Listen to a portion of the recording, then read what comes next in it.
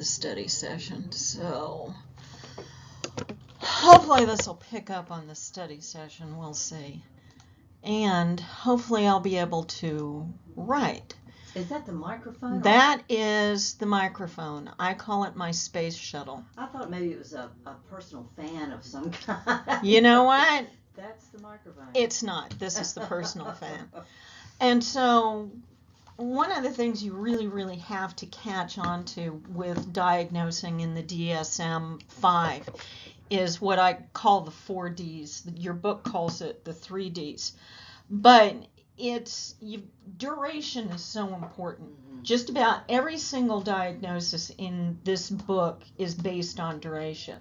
So like if you are seeing someone who was in an automobile accident and she's having flashbacks, she's having nightmares, she's drinking in order to avoid the nightmares, she has a startle response, she doesn't like driving, she's avoiding driving the same place where she had her accident, automatically your brain is going to say, well, she's having some sort of reaction to the accident. Maybe it's post-traumatic stress. But what you have to look at is duration. How long has it been since the accident? And the difference between acute stress disorder and post-traumatic stress is only one thing, and that's time. Okay. How much time has passed since the accident? If she's seeing you 30 days after the accident, that's not PTSD. That's acute stress disorder. And so it's the same with substance abuse, and it's one of the things that I was hoping that they'd change in the DSM-5, that they didn't, and I'm pissed off at them. In order to be diagnosed with any disorder now, whether it's alcohol, and I'll just use alcohol, but it could be cocaine, amphetamines, anything. But if you're going to be diagnosed with a substance use disorder like alcohol, mild, moderate, or severe, you have to have impairment for a year. And I disagree with that. Because alcohol, sure, you build up to that. Same with pills, fine, benzodiazepines. Even if you wander over to your opiates, it takes a while to develop a tolerance, etc. When you start getting into some of your stimulants like cocaine and methamphetamine, after 3 months you have a problem. But it doesn't differentiate. So if you have someone who's only been using methamphetamine for 3 months, they've lost their job, they've lost their family, they're already having medical issues, they're committing crime, you can't diagnose them with addiction because they haven't been addicted for a year. And that is a problem with getting a third-party payer to pay for services. Well, the problem I have with that is if they keep going at that rate, at the rate that increases, they could be dead in a year. They can be dead in a year. I mean, that's a dangerous. Exactly, and so that's where duration really works against us. When you look at bipolar 1 and bipolar 2 disorder, the difference is usually the duration of the manic episodes. If your manic episodes are of short duration, then it's bipolar 2. If they're longer, like lasting over a week, it's going to be bipolar 1. Same with schizophrenia and schizophreniform. It all has to do with amount of time. All of it has to do with time. So one of the things you have to look at is how much time has this person had the impairment. And it's all in your criteria. And so if you want to go from like the macro perspective to the micro, you can start with your 4 Ds, because you can automatically eliminate a lot of things if you just look at duration. The next D that I have down there is distress or disability. Trust me, as you go through your book, you will diagnose yourself with everything. You have probably half the book. Some things you've never even heard of that you're like, I didn't know I had this. No. It's your level of disability and distress. And so that's where you rate like the mild, moderate, and severe, but you have to look, what is the level of impairment? Impairment begins with an I, which doesn't work with the letter D. So that's why we use distress and disability, but it really is. Everyone's depressed. Everyone is. If you're a parent, you've been anxious since your child was born, because that's just reality. Right. But how badly does it impair you? If I still get out of bed, go and do my job, I'm really not having that level of impairment. And so that's the next thing you have to look at, is you have to look at that level of impairment. And you have to look at, as I said, my brain's not working as well as it has been, dimensions. We went from categorical measures to dimensional measures. And what that means is, and one of the PowerPoints covers it a little better, is prior to DSM-5, we just checked off boxes.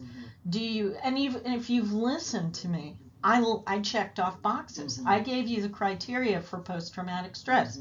Night terrors, startle response, drinking to avoid, etc., etc. That's the way we've been trained. But I didn't give you a level of impairment, and that's a dimension. So under DSM-4, you either had it or you didn't. And so it's sort of like the difference between, if you tell me it's hot outside, I don't know what that means. Hot, is that 85 or is that 105? There's a difference. What DSM-5 has done is it's gone to a dimensional diagnosis where you actually ask, okay, you have distress, you have disability, to what level? Are you able to get up in the morning? How difficult is it for you to get up? So I could say, okay, Johnny has been using opiates for a year. He meets the criteria for the year-long use. He meets the criteria for the year-long of use. By the time I get to dimension, that means how much has it affected his life? Exactly. Okay. So when you're figuring out the dimension, you're asking, is it mild, moderate, severe? And it's good you picked substance use, because that's probably one of the ones where I'm happiest that they've added the dimension, because once upon a time when I was working full-time in substance abuse, someone else would do my evaluation and I'd get a new client. And so I'd be reading alcohol dependence. Well, all that meant is he met the criteria. But there's a difference between someone who's gotten 2 DUIs, been fired from his job, but has a job, has marital trouble, but is still married, and someone who's in, liver failure and goes through DTs when he's withdrawing. Under DSM-4, there was no difference. There was no difference. Under DSM-5, because you do dimensions, both individuals would not meet mild because they have their level of impairment, their distress, their disability is too high. But we have a differentiation between moderate and severe. And so if I get someone, and if the only thing I get is the diagnosis and it says alcohol use disorder moderate, then I know this is someone who hasn't gone completely off the cliff. Is a very good description. Whereas if I see someone whose alcohol use disorder is severe, my ears are up. Right. There's some serious red flags. And so that's where you've got dimensions. And if you notice, I'm really nice and awesome and just special all over the place. What a weird phrase. I put the dimensional measures in your course shell that your book does not use. And that's one of the areas where I get ticked off at Morrison, because he doesn't like the dimensions. He is a DSM-TR baby. He's DSM-3R and he's DSM-4. He is not he is raging against the dying light. And dimensions, I think, especially for new practitioners, which you are, is very important, because you look at the criteria and you get overwhelmed. You're like, what do I do with this? Well, if you have the dimensions in front of you and you can say, okay, Bob, how impaired are you? Bob will tell you, and you don't have to make a judgment call, because Bob can rate himself on a scale of 0 to 4, and it'll give you that dimension. So that's the next one, is dimension, and the last one is differential. And the differential is, what are the other possibilities? One of the things your book doesn't have that the DSM-5 has, or if your book does have it, it doesn't emphasize it enough, is, if you notice, the name of your book is the Diagnostic and Statistical Manual of Mental Disorders. Statistics is in the title. Mm-hmm. The book has statistics. It tells you what percentage of the population has X. Yeah. And so that's where you have Occam's razor in there, where I tell you, go, if you hear hoofbeats, go with a horse and not a zebra. Stripes, right. Exactly, until you see stripes. Very good.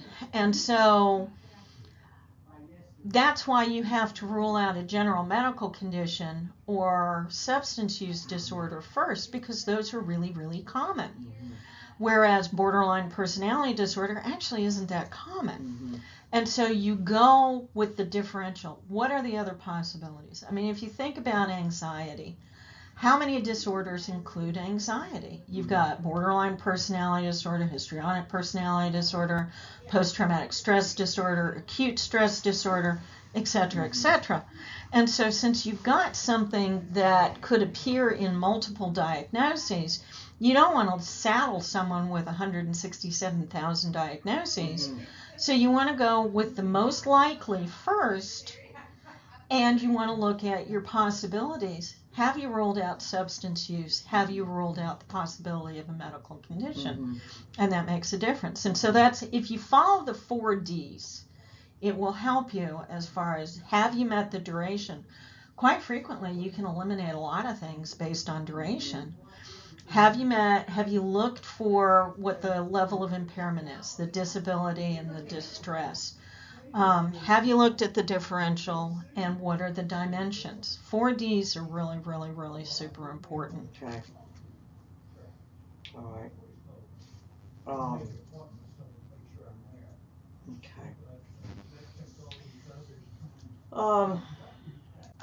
In I think it was week 2, the the 2. I think there were 2 of them. Now, are those just for us to see what they're like and look at them, or is there some link to DSM that we're supposed to make connections and? Okay, like I said, I was really, really nice. What I did is I went to the APA website, and they have the forms there. I don't have to post any of them. What I'm trying to do is undo the damage of your book, because I don't like how annoying your book is, because he really doesn't like dimensional measures. And he'll tell you that, that the dimensional measures are voluntary, and he even, tells you that, thank goodness they're voluntary. Yeah, if you go to, let me see, is it? No, it isn't this one. But anyway, if you want to see how annoying your author is, page 465, where it has the table of all the substance use disorders, which there are literally hundreds. There's over 100 of them. But yeah, 465, read the note at the bottom. The note at the bottom says, note, okay, I confess, this table is really fussy. I mean, who writes that in a textbook? You can just accept the fuss, or you can try to understand the original DSM-5 explanation. That way lies madness. And I'm like, really? This is what you're putting in a textbook? And so somewhere in here, I can't remember which chapter it was, but somewhere in here he tells you that the dimensional forms are voluntary, and I think it's a mistake. And I think you will understand this better than anyone else, because you play a musical instrument. You play the piano and the organ. And I play guitar. And one of the things my guitar teacher taught me, because I was interested in doing something I had heard on a record. I was all of like 12 or something. Actually, I was younger than that. And he said, you have to learn it the right way first, and then you can break all the rules. That's right. And that's essentially the same with the DSM-5. Probably from your piano teacher 700 times. Even in college, I remember the day. Mm-hmm. So yeah, I get that. I do, and I did notice a little snark. Yeah, and let me tell you, it was funny. I went ahead and I got this book, and I'm not changing the book. I went ahead and got this book sight unseen because I had used DSM-4 Made Easy, and it's a brilliant book. But he is not a bitter man that he is in DSM-5. But that being said, the reason why I put the forms in those folders was so while you were reading in your DSM-5, you could actually see the disorders in 3 dimensions. Because it tells you, it asks you, like depression's the one that I'm most familiar with. It asks you, can you find pleasure? That's a good question. And so if I say to you, if you're depressed and I ask you, well, do you find joy in things? What's your response going to be? Based on how I asked you, do you find joy in things? Either yes or no. Exactly. That doesn't tell me anything. Right. If you look at the forms that I put in your folder, it says some of the time, all of the time, always, I can't remember, it's 4 measures. It gives you a better picture.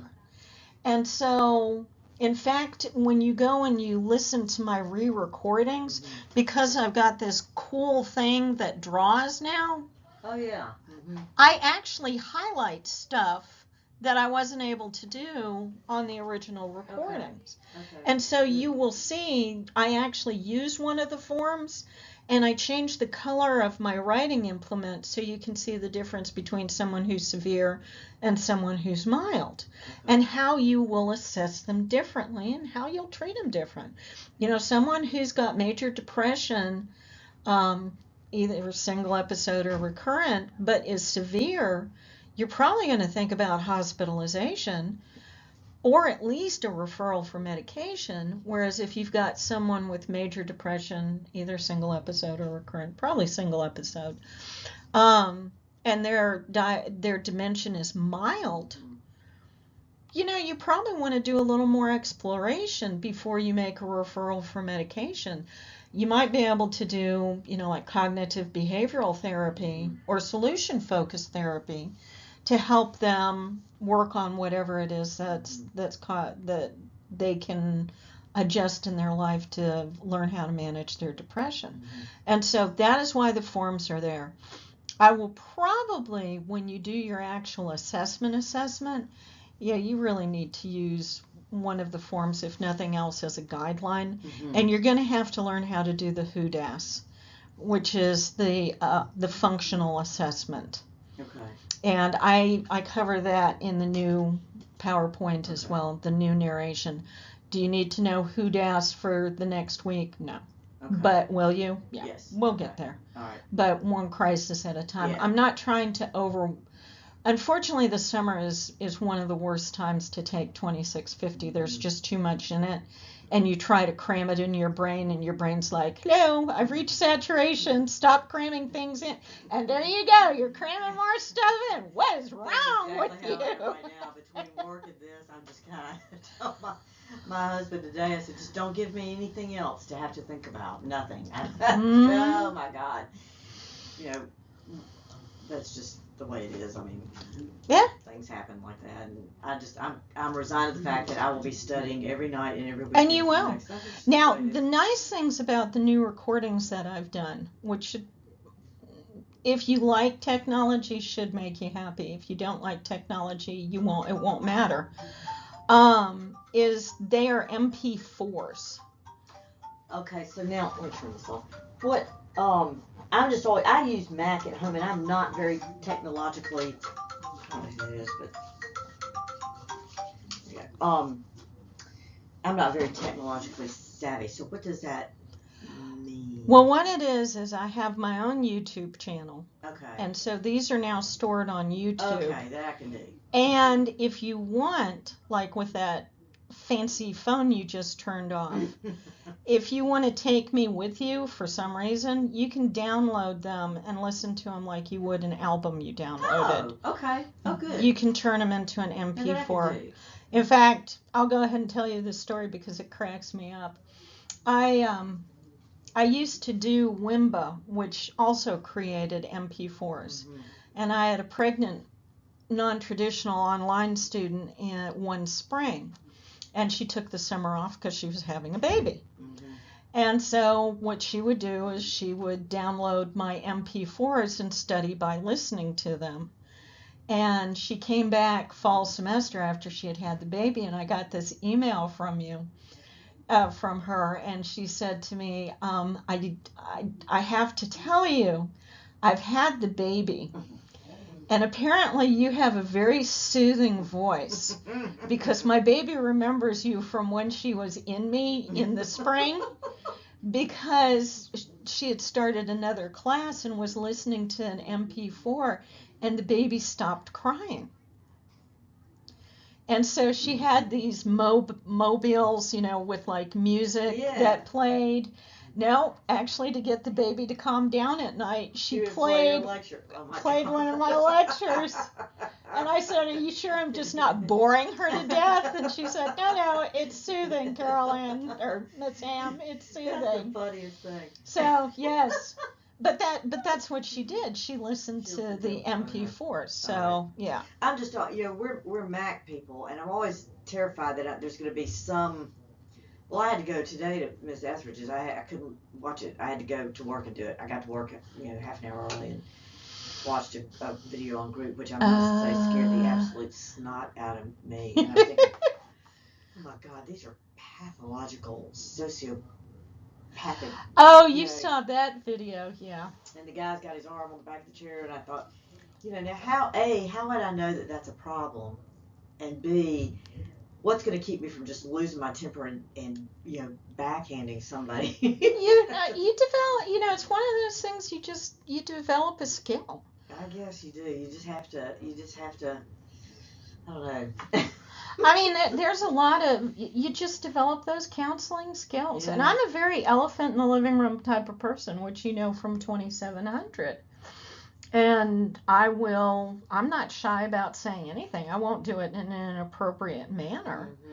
Mm-hmm. But yeah, if I thought someone had put their arm on the back of my chair and it was inappropriate and they were testing limits, I'd initially just be very calm and just ask them to remove it. And if it turned into a power struggle, I have no issue with dismissing someone from group and dealing with it later. Yeah. If you're disrupting my milieu, that's my responsibility. It's my responsibility to keep what's called a holding environment. Yeah. And so the holding environment is when it's safe. And, at one point in time, I was doing... did I figure this out right? I think I figured out I was doing 600 groups a year. Oh my God. Mm-hmm. Because I was doing 2 on Monday and then 1 every day a week. Good Lord. Mm-hmm. So, I mean, after a while, you realize that you really do set the tone in group. Mm-hmm. And when they're pushing limits, they're basically just testing you to see what they about what's real and what. I mean, you're a mom. You're aware of this. Kids push limits. Well, that's what bothers me. I'm kind of looking at my son going, now wait, how well did I?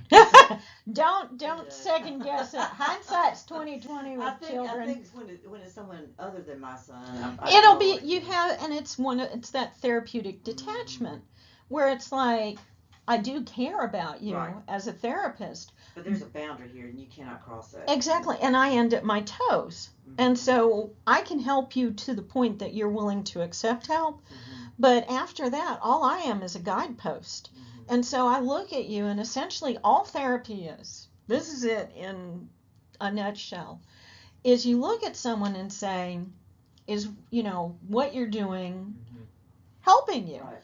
And in theory, they'd go, no, it's dysfunctional. Exactly. So when you went that way, it was a mess. Yeah. Well, instead of going that way, why don't you go that way? And maybe it won't be a mess anymore. And ultimately, it comes down to them as to whether or not they're willing to give it a shot. Don't go that way. Go this way. Yeah. And if you bring it down to addictions, well, did drinking work for you? No. How about not drinking? Huh. Now that's a thought. Did hanging out with a bunch of people who did drugs and alcohol help you? No. How about hanging out with a lot of people who've stopped doing drugs and alcohol and it's working for them? Wow, you're a genius. Yes, I am. No, not really. I mean, there's more to it, but ultimately it's down to the person. Well, and I think too that one thing that I learned, and actually that was reiterated in that video, but just in some other stuff that we've done in this class and the other one, is if you allow somebody to transcend that boundary that you set, then you cease to be effective, and that's the whole, that's the whole bottom line, is how effective you are, and if they, if they cross that boundary, then it's just not gonna work. You just put the boundary back up. Mm-hmm. And it's the same thing with anything with this diagnosis stuff. You have to have that professional, I hate the term detachment, but I mean it really is, because you end at your toes. Right. And so you're going to have people who tell you stuff that you're just shocked that they actually tell you. Mm-hmm. And you have to be able to say, they're telling me this so that we can work out the best possible situation for them to get better. Right. But that's that professional detachment, that they don't cross that line. Yeah. And the thing that scares me about this, when I started looking at all of this online the other night, is it was just so alien. Everything is so totally foreign. And having had a family member that I know got a diagnosis one time that wasn't quite accurate, probably, that will follow him around the rest of his life. And it will. It will. It's going to follow him around. And we don't know the ramifications of that, because he just had a baby, and he and his little hippie mama are floating around, wherever they want to float right now. But when he starts having to really figure out what he wants to do to support this child, it's going to hit him. Well, and that's one of the things, and it's interesting, just having been in the field as long as I have been. When I was in Tallahassee, I would frequently get people who were in the military. Sometimes they were in reserve. And, of course, there are plenty of military benefits that they could go through, either active duty or in reserves. And I learned, very early on, the reason why they were seeing me is any kind of diagnosis would prevent them from climbing any further in the ranks. Mm-hmm. And so, if you had someone who was struggling with depression, that would prevent them from getting promoted to captain. No, yeah. Scott, my husband, said the other night, we were talking about this video that we've got to do in the other class where we have to do a group Right. thing, and he said, I'm happy to help, but it can't be about drug abuse. Yeah. Because he said, if you have to post that on YouTube, there has to be a big disclaimer that this was a reenactment. Yeah, or a fake. That, a fake or something. He said, because in my job, if anybody saw that, they'd hone in on me. And he's a federal arbitrator. Well, and see, that's just it. One of the examples that I used, and I reiterated it today, but I had a supervisor who, long before I met him, went through drug rehab, and they gave him an MMPI while he was still going through detox, and the MMPI helps make diagnoses. The Minnesota Multiphasic Personality Inventory. And he was diagnosed with schizotypal personality disorder. Yeah, he's not. He was going through withdrawal. He didn't know what he colored in. Well, yeah. And so what happened was, a decade later, he was applying for federal positions. And he would always make it to the last round. He'd be candidate number 1 or number 2. And he never got hired.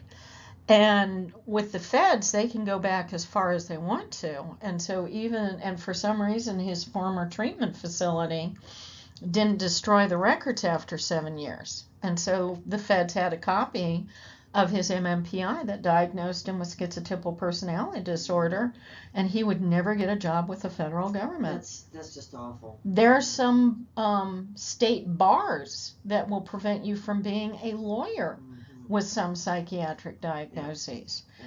And so there's still quite a little stigma associated with it. And, you on one side, you have to diagnose in order to get paid. But then on the other side, you don't want to overdiagnose to the point that it screws up someone's life. Right. Yeah, that's why I'm trying to take this very seriously, because I don't want to just, get this certification, pass the test, and wham. I really, really, really want to know more about this than I do, and that's why I think, maybe moving on to my master's after this might. Well, the one thing you'll find about my teaching style, because I have been in so many modalities, is I teach you what I wish I had known. Mm-hmm. And so, you know, most people appreciate the way that I do teach it because it really prepares them for real life as far as that goes. But what did you major in undergraduate? What's my BA in? Uh-huh. Psychology. Okay. Then you went to graduate school and got your master's in English. You really? My first master's degree is in English. My second master's degree is in social work. So I have a master's degree in comparative literature and a master's in social work, and I'm working on my doctorate. Okay. All right. How long was graduate school and undergrad for social work? How long was my undergraduate in psychology? It was 3 years. And my graduate in, well, I went part-time for my master's because I was already employed. So I did 3 years for my master's, but I could have done it in 2 if I had done full-time. Mm-hmm. I just got to figure out, my biggest worry about graduate school is how to pass the MAT. It's been 30 years since I No, you're not going to have an issue with that. I don't know. Yeah. No. I didn't think I would until I ordered a book. And what I saw online and the little stuff that I took, and then I ordered a book, and then I found this blog that this guy wrote about how, you know, what he found online was so vastly different from the actual test that... He's not wrong. In fact, the book was harder. Because I ordered the book too, the MAT. Yeah, I'm trying to remember what the admission requirement was, but it was something like in order to get in, I needed a 38. I mean, they drop off the last number, so I think it was something like a 38. Yeah, I got an 86. Okay, because Albany State's a 34. 34 or 32, something like that. And VSU, which is really what I'd like to do, is 30. 38, 39. Okay, yeah. No, that's not an issue. I might just go on and take the darn thing and be done with it just to see what I'm doing. Now, the nice thing about taking the MAT practice test, because they were harder than the actual test, because you have an hour for the test, unless they've changed it. Yeah, no, you do. I finished in like 40 minutes. Really? I'm like, I've just been out of school so long, I really don't know if any of this is going to... Well, because the MAT, unlike the GRE, is looking at critical thinking, and you're fine with critical thinking. Well, you work in a hospital, you'll be fine. That's all you do. Well, I'm in physician recruiting though, so that's, I don't know. I think I will. Okay, that's all you do is critical thinking. It probably is. Well, I'm gonna go look tonight. I'm going to go back and look at all the videos. That's what I'm going to do tonight. There are 3 new ones. And tomorrow I will endeavor to get 3 more done. Okay. So that I can get them done. But I'm also having to do that in 2700 because I was recording new videos for 2700. Jeez. I'll feel better after this quiz when I kind of know what the quiz format looks like. That's all. Yeah, me too. Once I write it. And you know, Annette asked me about that.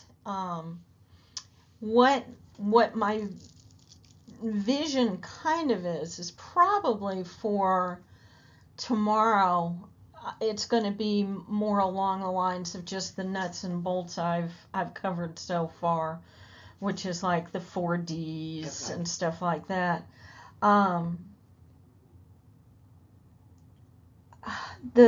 What I'm trying to figure out, because I haven't taught it online, is you really need to learn how to use your dang book, and you need to learn how to do the dimensions. And so at some point what the quizzes will probably become, and it may become this as soon as quiz 2, is I will give you a scenario and you have to come up with the diagnosis. And so what I may do for the majority of those quizzes is you're going to have to do a diagnosis, and then when you do your midterm and your final, because those are proctored, I don't want to get into a thing where part of it's closed note and part of it's open. I'll either do one of 2 things, where a big portion of it will be multiple choice, and it'll be over vocabulary and what's this and what's this and what's this, and then maybe give you a part 2 that you can do at home in your own, at your own pace. So now the quizzes won't be, we won't be able to use this. Okay. Quizzes, no. Quizzes after tomorrow, I think, I will have them all open book. Okay. Because you have to learn how to look things up. You have to learn. I was going to say, are we, I think that's one thing that scared the hell out of me, frankly. Are we expected to to memorize? You can't. It's not humanly possible. Okay. And there is not when you take a licensure exam, you will have to know the nuts and bolts of the DSM. But they're not going to ask you specific criteria. Okay. Now, remember, the certification and the licensure that I've done have been under a different DSM. Okay. So I don't know how they'll do 5, but under 4, they might ask you a question like the main difference between acute stress disorder and post-traumatic stress. Well, it's duration. And so that's a very general question. The difference between alcohol use disorder, mild, moderate, and severe and it would be the number of criteria. So do you see how they're not asking, what specific information that you can look up? Right. They want to know how to use it. Do you know how to use it? Okay. Exactly. Okay. And so those are the questions that they'll ask as far as DSM goes. You still have to know it. And it'll ask you things like which category do the cluster B personality disorders fall into? And it's the anxious emotional ones. Okay. And so that's the kind that you can do a multiple choice on.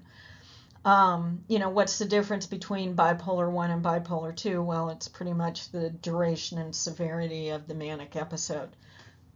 So you can see it's more of the big picture than the fine minutia.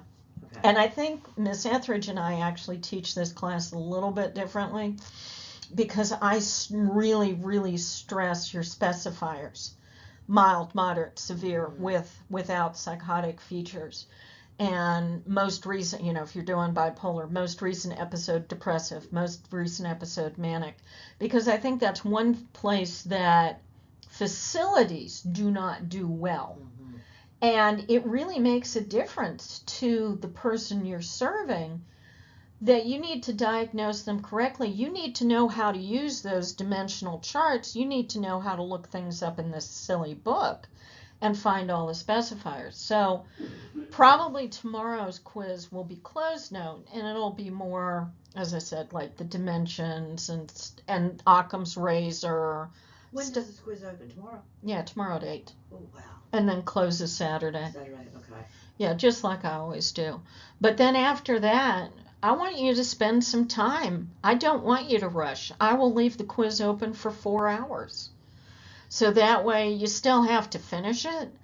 I don't want you to use the internet because every case that I put up will be my own. I'll make it up. So the answer won't be out there. But you got to learn how to use your stupid book. You've got to. All right. Boy, this quiz tomorrow is going to be a gut buster. I'm going to have to I'll be up all night because I just don't. And this may be the one I end up having to drop. Can we drop one? Yeah, I think, in this one I think we dropped 2. Okay. Because I'm writing all the quizzes from scratch. There's a distinct possibility that I will write 2 stinky quizzes.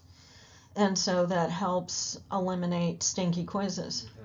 Because you don't have as many quizzes either. I thought I'd put more in the semester, and I hadn't, which is not a good thing. For me, not for you. You're happy. I'm not. No, the more the better to me. Well, I may do something, and I haven't decided on this, but I may do something along the lines of, okay, you can drop 2, or you can replace or take an extra or something like that, because I really, really, I want you to get comfortable looking at the dimensions, looking at the specifiers, and being able to say, this is where I need to go. Did you look at the picture of my DSM online because I posted a picture of my DSM-5. Yeah. I want you to do that to your book. You need to learn to tab it. You need to learn to color code it, because once you start using this book as a professional, that's what you're going to do. Right. Mm-hmm. And so, yeah, so my guess is tomorrow will be probably the only closed note one, and all the others from now on will be open book. Okay. And you can use any of the notes that I have online. Well, tonight is going to be listening to all the lectures, trying to recapture the. I've gone through them, but I'm missing vast pieces. So I have to go back and do that, and then trying to finish reading. I hear ya. I'm off to the battlegrounds. All right. Thank you very much. I appreciate it. Oh, absolutely. More than Helped a lot. happy.